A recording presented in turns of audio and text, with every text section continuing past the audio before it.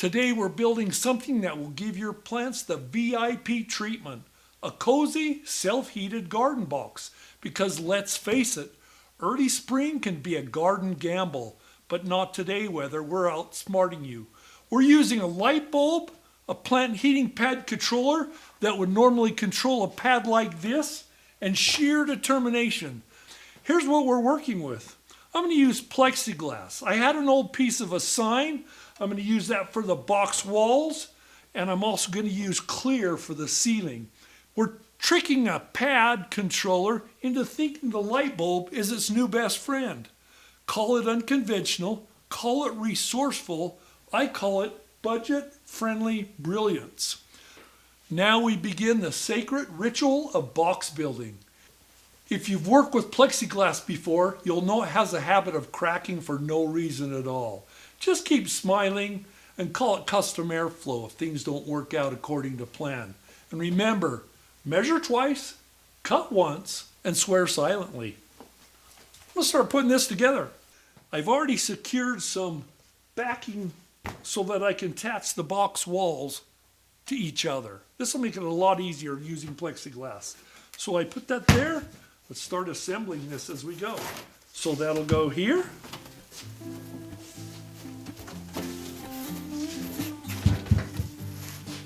First one's going to be the toughest, getting it all lined up.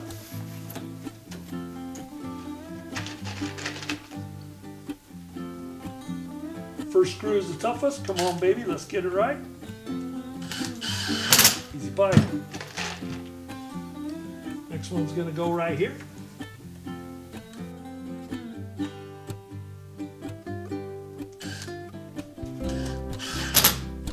Just like that. Let's put this side on. It's going to be like this.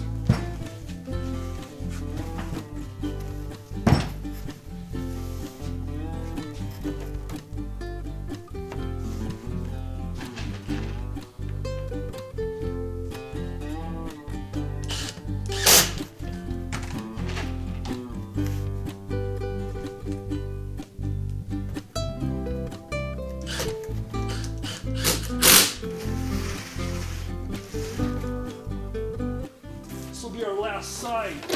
This one I've got a hold board in the side so that I can run the power in to the light and also the light controller through that. We'll talk about that more here in a minute.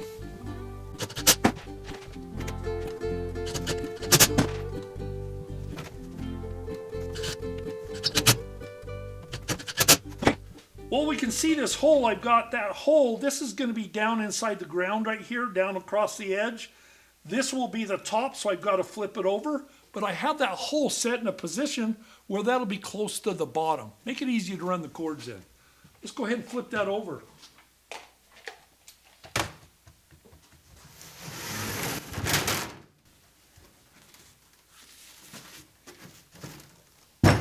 Goes just like that. I've cut the top, and I've got a handle on it so I can grab it and pull it up a little bit. As you can see, I've left just a little bit of room between my top block and the top of the plexiglass. I put that on there, and it fits just like that. I can also use this as a way to vent. I leave the top on during the cold nights. During the day, I either take it off, or I have a piece that I can set in here to prop that up a little bit if I want to let some air into the plants. This would be the part that normally goes inside the soil if you're using the heating pad. I have that zip tied to an old tent stake that I stick in the ground. Right now for demonstration, I have it clamped to this little basket. The light right here has a post on the bottom that you would also stick down inside the box. You can use one of your old Christmas lights. Yard decorations, that sort of thing. It works really good. Use a bulb that provides heat. As you can see, it's turning it on and off.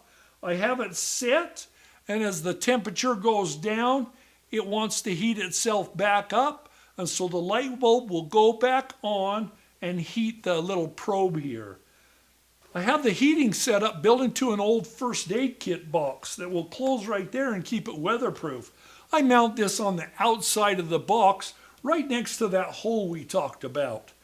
That hole would match up with this hole and let my electronics and my heating go in and out through that hole right there to the inside of the box. And it's basically a thermostat making executive decisions as to whether to heat or to let cool the box. If it blinks on and off too much, it either needs a pep talk or it needs a little bit of adjustment. You can move the probe away from the light, keep the light away from the edge of the box, and mess with it a little bit, including setting your temperature until you get it just right. We're now set up in the garden with an automatic heated garden box ready to protect your vegetables from Mother Nature's unpredictable mood swings. This box was built out of plexiglass. The idea that makes it operate is the heating element. That will stay the same no matter what you build the box out of. You could build it out of wood, you could build it out of vinyl, you could build it out of acrylic, you could build it out of your Aunt Nadine's old curio cabinet if you want to. Just stay away from things that are really flammable, unless you want fireworks in your garden. This setup is effective, simple, and makes your garden one step closer to futuristic farming. We had the lid that we talked about. I take the lid totally off when it's really hot, or I can adjust the lid a little bit when it's just a little bit getting warm. I have the temperature set, I have the light on in the box, and this closes up to stay weatherproof like that. If you enjoyed this build, give the video a thumbs up. Hit the subscribe button and let me know in the comments what other strange gardening methods I should attempt next. Until next time, keep your plants warm and your ideas even warmer. And remember, I'm rooting for you.